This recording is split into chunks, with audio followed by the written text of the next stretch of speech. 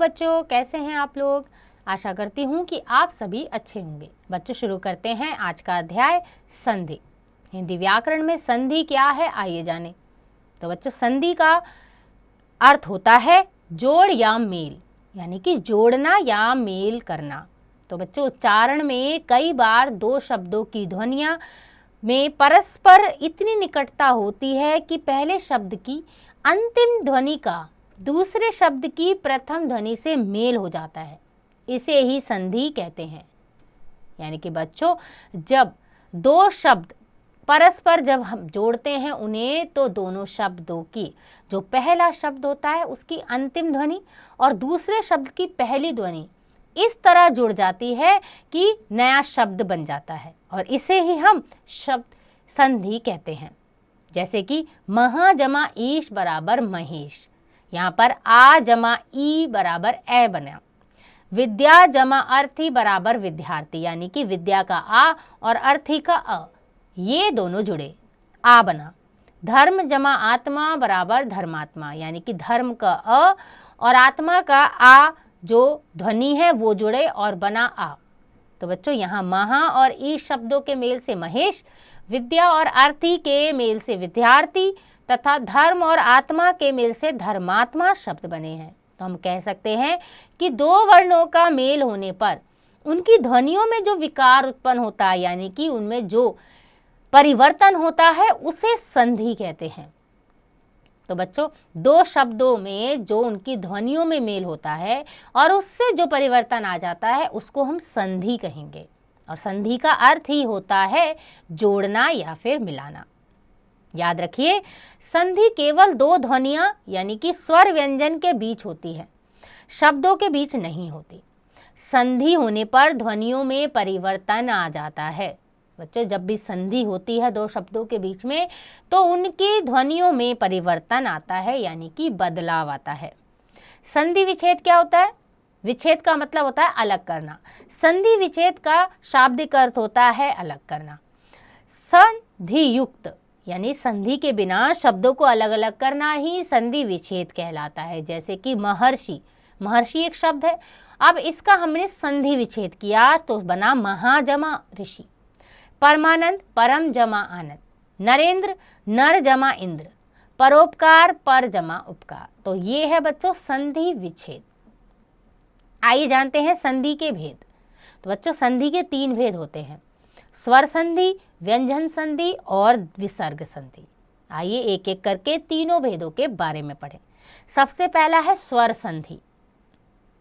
दो स्वरों के परस्पर मेल से उत्पन्न परिवर्तन को स्वर संधि कहते हैं। यानी कि बच्चों, जब दो शब्द अलग होते हैं उनके आखिरी और पहले जो स्वर होते हैं, जब वो दोनों मिल जाते हैं तो वो एक संधि के रूप में आ जाते हैं, संधि में परिवर्तित हो जाते हैं। जैसे कि हिम जमा आलय, हिमालय।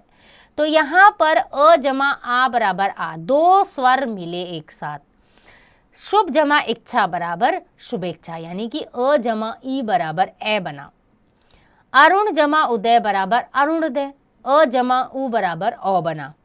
एक जमा एक बराबर एक एक, यानी कि अ जमा ए बराबर ए बना। तो बच्चों, यहाँ पर दोनों शब्दों में स्वर मिले और मिलकर उन्होंने एक नया संधि बना दिया।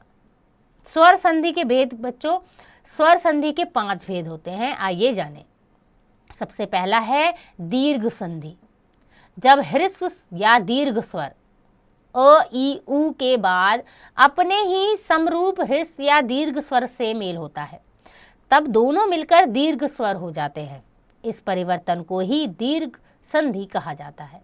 यानी कि बच्चों, ये कह सकते हैं हम कि हमारे दीर्घ स्वर जो हैं वो अपने ही दीर्घ स्वर के साथ जुड़ जाते हैं, तब वो दीर्घ संधि बनाते हैं। उदाहरण के लिए दर्शन जमा अर्थी दर्शनार्थी, यानी कि अ जमा अ बराबर आ। विद्या जमा अर्थी विद्यार्थी, आ जमा अ बराबर आ। कवि जमा इंद्र कविंद्र, ई जमा ई बराबर ई। नारी जमा इंद्र नारेंद्र, ई जमा ई बराबर ई। सु जमा उक्ति सुक्ति, उ जमा उ बराबर उ। वधु जमा उत्सव वधुत्सव, उ जमा उ बराबर उ। भोजन जमा आलय भोजनालय, अ जमा आ बराबर आ, दया जमा आनंद दयानंद, आ जमा आ बराबर आ, गिरी जमा ईश गिरीश, ई जमा ई बराबर ई, नदी जमा ईश बराबर नदीश, ई जमा ई बराबर ई, सिंधु जमा उर्मी सिंधुर्मी, उ जमा उ बराबर उ, भू जमा ऊष्मा भूष्मा, उ जमा उ बराबर उ। तो बच्चों इस दीर्घ संधि में दीर्घ स्वर अपने ही दीर्घ स्वर के साथ मिला, यानी कि जो दो शब्द है उसमें जो पहला शब्द है उसका आखिरी स्वर और दूसरे शब्द का पहला स्वर, वो दोनों दीर्घ स्वर हैं और दोनों मिलकर जब जुड़े तो उन्होंने तीसरा दीर्घ स्वर बनाया और इससे इन्होंने संधि गई। आइए पढ़ते हैं अगला गुण संधि। जिसमें क्या होता है बच्चों, जब ह्रस्व या दीर्घ अ का मेल ह्रस्व या दीर्घ ई उ तथा री से ऋषि से होता है तो ये क्रमशः ए आ अर में परिवर्तित हो जाते हैं। इस परिवर्तन को ही गुण संधि कहते हैं। याद रखिए बच्चों, जब आ जो स्वर है वो उ री से ऋषि और ई इनके साथ मिल जाते हैं तो ये ए ओ अर बना देते हैं, इन्हें हम गुण संधि कहेंगे। उदाहरण के लिए देखते हैं, सुर जमा इंद्र सुरेंद्र, जैसे कि अ जमा ई बराबर ए बन गया, यानी कि जो हमारे दीर्घ संधि थी अ और ई ये दोनों मिलकर ए में परिवर्तित हो गए। परम जमा ईश्वर परमेश्वर, अ जमा ई बराबर ए, हित जमा उपदेश हितोपदेश, अ जमा उ बराबर अ, महा जमा उत्सव महोत्सव, अ जमा उ बराबर अ, देव जमा ऋषि देवर्षि, अ जमा री से ऋषि बराबर अर, यथा जमा इष्ट यथेष्ट, आ जमा ई बराबर ए, रमा जमा ईश रमेश, आ जमा ई बराबर ए, सूर्य जमा उष्मा सूरुष्मा, अ जमा उ बराबर औ, दया जमा उर्मी दयोर्मी, आ जमा उ बराबर औ, महा जमा ऋषि महर्षि, आ जमा री से ऋषि बराबर अर। ये थे बच्चों गुण संधि। तीसरा है वृद्धि संधि। जब अ या आ का मेल ए या ए से अथवा अ या औ से होता है तो बच्चों ये क्रमशः ए और औ में परिवर्तित हो जाते हैं। इस परिवर्तन को हम वृद्धि संधि कहते हैं। याद रखो बच्चों, अ आ का मेल अ ए से हो या फिर ओ औ से हो तो ये सभी ए और औ में बदल जाएंगे, इसे हम वृद्धि संधि कहेंगे। उदाहरण के लिए देखते हैं, एक जमा एक बराबर एक एक, यानी कि अ जमा ए बराबर ए, यानी अ और ए जो स्वर हैं वो ए में परिवर्तित हो गए। तथा जमा एव तथैव, आ जमा ए बराबर ए, घृत जमा ओदन घृतोदन, अ जमा औ बराबर औ, महा जमा ओजस्वी महोजस्वी, आ जमा औ बराबर औ, मत जमा ऐक्य मतैक्य। यहाँ पर अ जमा ए दोनों ध्वनियां मिलकर बनाया उन्होंने आय। महा जमा ऐश्वर्य महेश्वर्य, आ जमा ए आय, परम जमा औज परमौज, अ जमा औ औ, महा जमा औषध महौषध, आ जमा औ औ। अगला है यण संधि। जब ई उ तथा री से ऋषि के बाद भिन्न स्वर आते हैं तो ई का य, उ का व और री से ऋषि का र हो जाता है। इस परिवर्तन को बच्चों हम यण संधि कहते हैं। याद रखिए, जब ई उ और री से ऋषि ये स्वर ई के साथ आए, यानी कि ई का य, उ का व और री से ऋषि का र हो जाते हैं।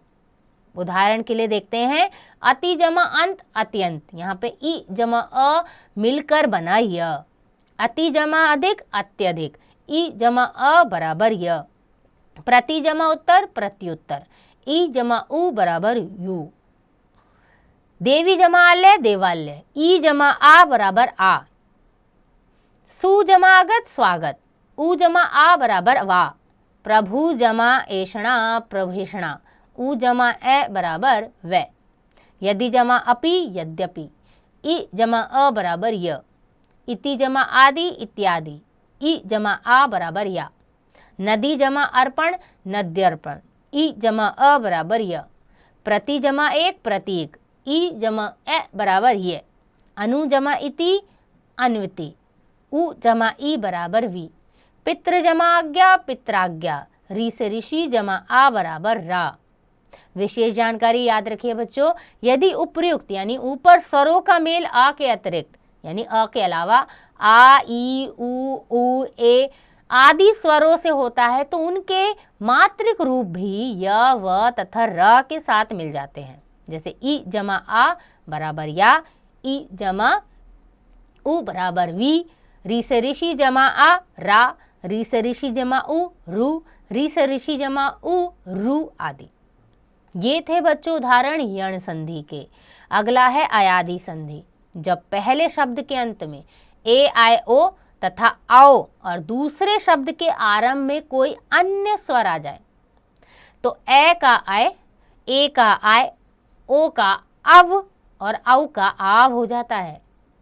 इस परिवर्तन को बच्चों अयादि संधि कहते हैं। एक बार फिर से दोहरा देती हूँ, जब किसी शब्द के अंतिम में ए आय ओ औ आए और दूसरे शब्द के प्रारंभ में यानी शुरुआत में कोई दूसरा स्वर आए तो ए का आय, आई का आय और औ का अव और औ का आव हो जाएगा बच्चों। उदाहरण के लिए देखते हैं, शय जमा अन शयन, ए जमा अ बराबर आय बन गया, नय जमा एका नायिका, ए जमा ई आई बन गया, पो जमा अक पावक, औ जमा अ आव बन गया, नय जमा अक नायक, ए जमा अ बराबर आय बन गया, हो जमा अन हवन, ओ जमा अ अव बन गया और नौ जमा एक नाविक यानी कि औ जमा ई आवी बन गया। विशेष जानकारी ये है कि जब इस संधि द्वारा बने शब्दों की हिंदी भाषा में संधि के रूप में नहीं देखा जाता, क्योंकि संक्षिप्तता,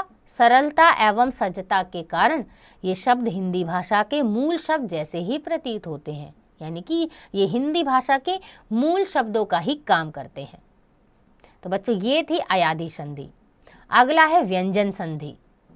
तो बच्चों जब आपस में मिलने वाले दो शब्दों में से पहले शब्द के अंत में कोई व्यंजन और दूसरे शब्द के शुरू में कोई व्यंजन या स्वर हो तो उनके बीच होने वाले मेल को व्यंजन संधि कहते हैं। याद रखिए बच्चों, जब आपस में दो शब्द मिलते हैं तो जो पहला शब्द होता है उसके आखिरी स्वर में व्यंजन हो और जो दूसरा शब्द होता है उसके पहले स्वर यानी कि उसके पहले जो ध्वनि है उसमें व्यंजन या स्वर हो तो ये व्यंजन संधि कहलाएगा। जैसे कि सत जमा जन सज्जन, अनु जमा छेद अनुच्छेद, उत जमा चारण उच्चारण। बच्चों व्यंजन संधि के भी भेद होते हैं। तो व्यंजन संधि में होने वाले मेल तीन प्रकार से होते हैं जो कि इस प्रकार है। पहला है व्यंजन और स्वर का मेल, जगत जमा ईश जगदीश, त जमा ई बराबर दी। तो यहाँ पे व्यंजन त और स्वर ई दोनों मिले और बना दी। वाग जमा ईश वागीश, क जमा ई बराबर गी, यानी कि बच्चों व्यंजन क जमा स्वर ई मिले हैं। दूसरा है स्वर और व्यंजन का मेल, यानी आ जमा छादन आच्छादन। यहाँ पे आ जमा छ, आ हमारा स्वर है और छ हमारा व्यंजन है, दोनों मिले तो बना चच, स्वर आ व्यंजन छ। स्व जमा छंद यानी कि स्वच्छंद, अ जमा छ बराबर चच, यहाँ पे स्वर अ है और व्यंजन छ है। तीसरा है व्यंजन और व्यंजन का मेल, सम जमा गत संगत, यहाँ पे म जमा ग बना मग, व्यंजन म और व्यंजन ग। सत जमा जन सज्जन, यानी त जमा ज बराबर जज, व्यंजन त और व्यंजन जा। तो बच्चों व्यंजन और व्यंजन भी एक साथ मिलकर संधि बनाते हैं। त संबंधी नियम जानते हैं। त संबंधी कुछ नियम इस प्रकार हैं बच्चों, यदि त के बाद च अथवा छ आता है तो त का च हो जाता है। जैसे कि उत जमा छिन उच्छिन, उत जमा चारण उच्चारण। यदि त के बाद श आता है तो त का च तथा श का छ हो जाता है। जैसे कि उत जमा श्वास उच्छ्वास, उत जमा शीश उच्छिष्ट। तो बच्चों यहाँ पे त के बाद श आया है और यहाँ त जो है वो च और श छ में बदल गया है। अगला है यदि त के बाद ज ल ट अथवा ड वर्ण आते हैं तो क्रमशः ज ल ट और ड में बदल जाता है। जैसे कि उत जमा ज्वल उज्ज्वल, उत जमा लास उल्लास, उत जमा डयन उड्डयन, तत् जमा जनित तज्जनित। तो बच्चों यहाँ ता के बाद जब भी ज ल ट या ड आएगा तो ये हमारे जो ता है वो ज ल ट और ड में बदल जाएंगे। यदि त के बाद ह आता है तो त का ह द और ध में बदल जाता है बच्चों। जैसे कि उत जमा हार उद्धार, पद जमा हति पद्धति, उत जमा हरण उद्धरण। तो बच्चों जहाँ भी त के बाद ह आएगा वहाँ पर हमारे ता और ह जो है द और ध में बदल जाएंगे। आगे है तृतीय वर्ण संबंधी नियम। यदि प्रत्येक वर्ण के पहले वर्णों में क च ट प के पश्चात किसी भी वर्ग का तीसरा या चौथा वर्ण अंतस्थ व्यंजन य र ल व ह या कोई स्वर आता है तो मेल होने पर प्रथम वर्ण अपने वर्ग के तीसरे वर्ण में परिवर्तित हो जाता है। जैसे क जो है हमारा प्रथम वर्ण है, क का ग, च का ज, ट का ड, त का द और प का ब हो जाता है। याद रखिए बच्चों, तृतीय वर्ण संबंधी नियम में ये होता है कि जो पहले वर्ग का जो प्रथम वर्ण है वो तीसरे में बदल जाएगा। जैसे दिग जमा गज दिग्गज, अच जमा अन अजन, षण जमा आनन षडानन, उद जमा गम उद्गम, अप जमा ज अब्स, उत जमा घाटन उद्घाटन। यहाँ पे जो पहला प्रथम वर्ग का पहला वर्ण है वो तीसरे वर्ण में बदल जाता है, इसे हम तृतीय वर्ण संबंधी नियम कहते हैं। अगला है पंचम वर्ण संबंधी नियम। पंचम यानी पांचवा।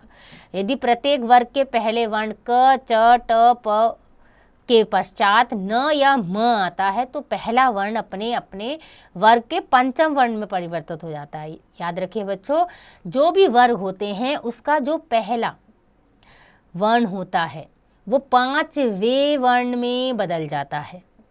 जैसे कि वाग जमा में वाण में, यहाँ पे क जो है जो पहला वर्ण है वो पांचवें ड में बदल गया।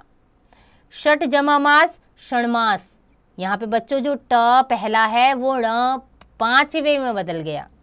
उत जमा नति उन्नति, जगत जमा नाथ जगन्नाथ। याद रखिए बच्चों, पंचम वर्ण संबंधी नियम ये होता है जो पहला वर्ण होता है वो पांचवें वर्ण में बदल जाता है।